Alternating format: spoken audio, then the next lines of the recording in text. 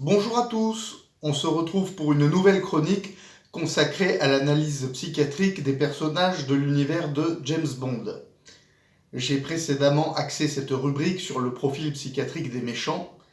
L'actualité et le décès récent de Diana Rigg m'ont conduit à modifier exceptionnellement cette règle, afin de rendre hommage à la comédienne et à la superbe composition qu'elle nous a offert dans Au service secret de Sa Majesté.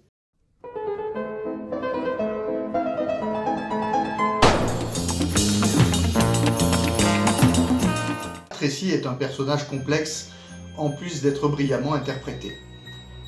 Elle est la preuve que les James Bond Girls ont été intéressantes dès les années 60, contrairement à une légende véhiculée uniquement par des gens qui connaissent mal la saga. Nous allons procéder de la manière habituelle en recensant ce qu'on observe chez Tracy. Premièrement, elle est suicidaire. On le voit dès la scène du pré-générique où elle tente de se noyer. Elle est plus généralement dans l'autodestruction.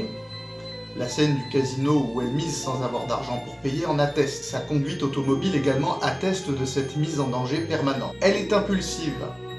La manière dont elle tente de se suicider semble plus correspondre justement à une impulsion qu'à un acte réfléchi et prémédité.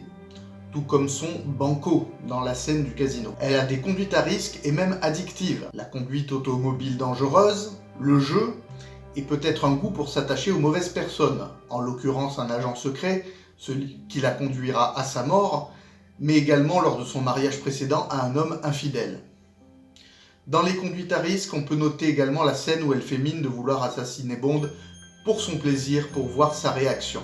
Tracy est dans la démonstration et la recherche d'attention. Elle met son entourage à l'épreuve pour voir s'il est à la hauteur de ses frasques. Elle est dans une manipulation destinée à attirer cette attention. Son père le relate très bien lorsqu'il dresse son portrait à Bond, mentionnant le fait que s'il la laissait sans argent, elle commettrait de plus grosses folies encore. Il semble passer son temps à essayer de rattraper et sauver sa fille en envoyant ses hommes à ses trousses notamment. Il parle d'ailleurs du besoin de thérapie de sa fille et envisage Bond comme le thérapeute idéal.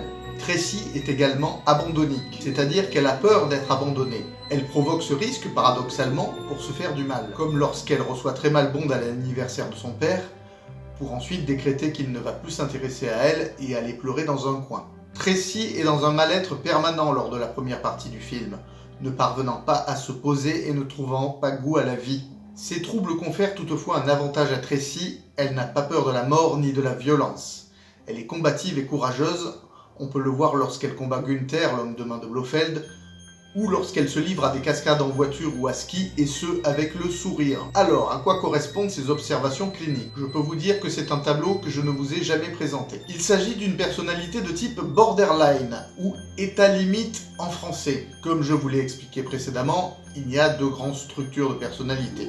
La psychose, qui concerne une minorité de gens et conduit vers les pathologies délirantes, comme la schizophrénie, lorsque le sujet décompense, et la névrose, qui concerne la majorité des gens et implique, en cas de décompensation, des pathologies telles que la dépression ou les troubles obsessionnels compulsifs, des pathologies où le rapport à la réalité n'est pas perturbé. Et entre les deux, il y a les borderline. Ce sont des états qui n'ont encore trouvé leur place ni du côté de la psychose, ni de la névrose, et qui sont susceptibles de basculer d'un côté ou de l'autre à un âge plus avancé. Pour vous donner une définition plus clinique, l'état limite est un trouble de la personnalité, caractérisé par une impulsivité majeure et une instabilité marquée des émotions, des relations interpersonnelles et de l'image de soi. L'état limite reposerait sur l'angoisse de perte d'objets et se traduirait par une insécurité interne constante et des attitudes de mise à l'épreuve de l'entourage incessantes. Parmi les symptômes observés, les personnes atteintes souffriraient fréquemment de dysphorie.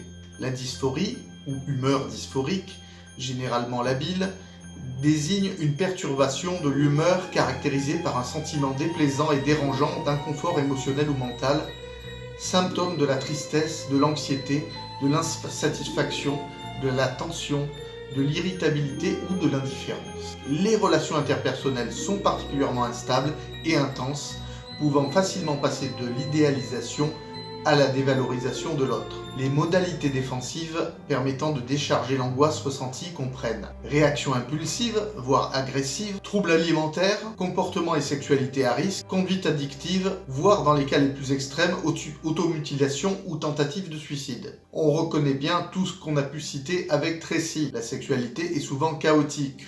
On peut voir que Tracy se jette rapidement dans les bras de Bond, quel que soit le danger qu'il puisse représenter, et avant même qu'une attirance soit vraiment établie. Elle monnaie son corps pour rembourser sa dette. L'origine de ce trouble de la personnalité se situe souvent dans le cadre de maltraitance dans l'enfance ou de cellules familiales instables.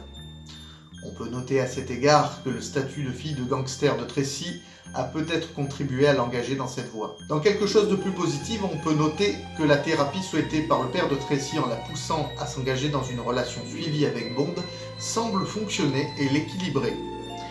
Elle est beaucoup plus épanouie lorsque cette relation se consolide à partir de la deuxième moitié du film.